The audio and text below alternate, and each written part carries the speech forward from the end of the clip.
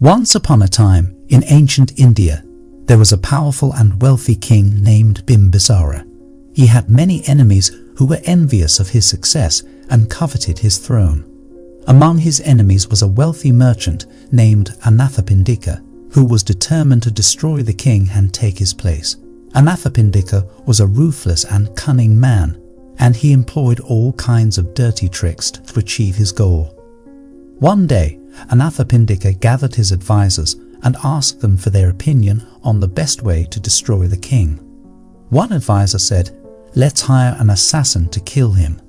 Another advisor said, "Let's spread rumors about him to ruin his reputation."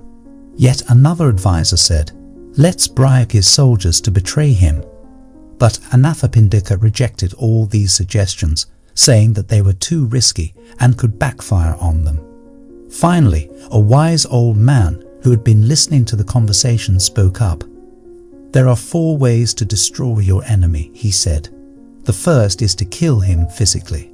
The second is to ruin his reputation. The third is to create discord among his allies. And the fourth is to conquer his mind." Anathapindika was intrigued by these 4 ways and asked the old man to explain them in detail. The old man said, "The first way, to kill your enemy physically, is the most obvious and straightforward, but it is also the most risky and unpredictable. If you fail, your enemy may become even stronger and more determined to defeat you. The second way, to ruin your enemy's reputation, is more subtle and indirect. By spreading false rumors and lies about your enemy, you can turn public opinion against him and weaken his power base. But this method also has its risks, as your lies may be exposed and your own reputation may suffer. The third way, to create discord among your enemy's allies, is a clever strategy that can work very effectively. By sowing seeds of distrust and suspicion among your enemy's supporters, you can weaken their loyalty and cause them to turn against him. But this method also requires great skill and cunning, as you must be careful not to be caught in the act. The fourth way, to conquer your enemy's mind, is the most powerful and subtle of all. By using psychological tactics and manipulation, you can make your enemy doubt himself and lose his will to fight. This method requires great wisdom and insight, as you must understand your enemy's weaknesses and fears. Anathapindika was impressed by the old man's wisdom and asked him to teach him how to conquer his enemy's mind. The old man agreed and began to teach Anathapindika the art of mental conquest.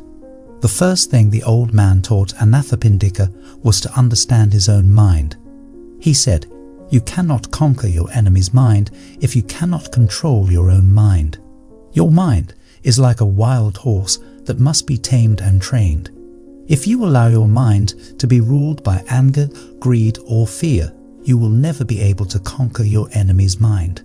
The second thing the old man taught Anathapindika was to understand his enemy's mind. He said, "You must know your enemy as well as you know yourself.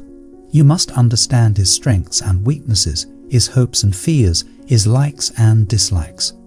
Only then can you use that knowledge to your advantage." The third thing the old man taught Anathapindika was to use psychological tactics to manipulate his enemy's mind. He said, "There are many tactics you can use to conquer your enemy's mind. You can use flattery to stroke his ego. You can use fear to make him doubt himself. You can use guilt to make him feel ashamed of himself. And you can use compassion to appeal to his sense of humanity. But whatever tactic you use, you must be careful not to overdo it, or your enemy will see through your game." Anathapindika listened carefully to the old man's teachings and began to put them into practice. He started by sending gifts and flattery to the king, praising his virtues and achievements. He also started spreading rumors about the king's enemies, making them appear weak and foolish in the eyes of the public. He even managed to create discord among the king's allies by sowing seeds of distrust and suspicion among them. As time went on, Anathapindika's plan seemed to be working. The king's reputation began to decline and his power base started to weaken. But Anathapindika was not satisfied. He wanted to conquer the king's mind, to make him doubt himself and lose his will to fight. So Anathapindika decided to use the most powerful weapon of all, compassion. He went to the king's palace and humbly begged for forgiveness, confessing his sins and expressing his regret for his past actions. He even offered to serve the king faithfully and help him in any way he could. The king was taken aback by Anathapindika's sudden change of heart, but he was also a wise and compassionate man. He saw through Anathapindika's game, but decided to give him a chance to prove his sincerity. So he accepted Anathapindika's offer and made him one of his most trusted advisors. As Anathapindika worked closely with the king, he began to see things from a different perspective. He realized that his desire for power and wealth had blinded him to the true meaning of life. He saw the suffering and poverty of the people and felt a deep sense of compassion for them. He also saw the wisdom and compassion of the king and felt inspired by his example.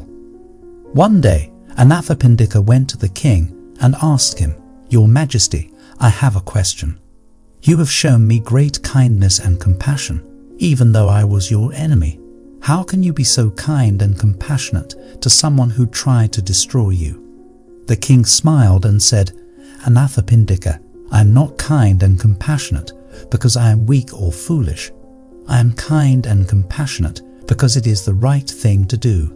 The greatest enemy is not the one who tries to destroy us physically, but the one who tries to destroy us spiritually.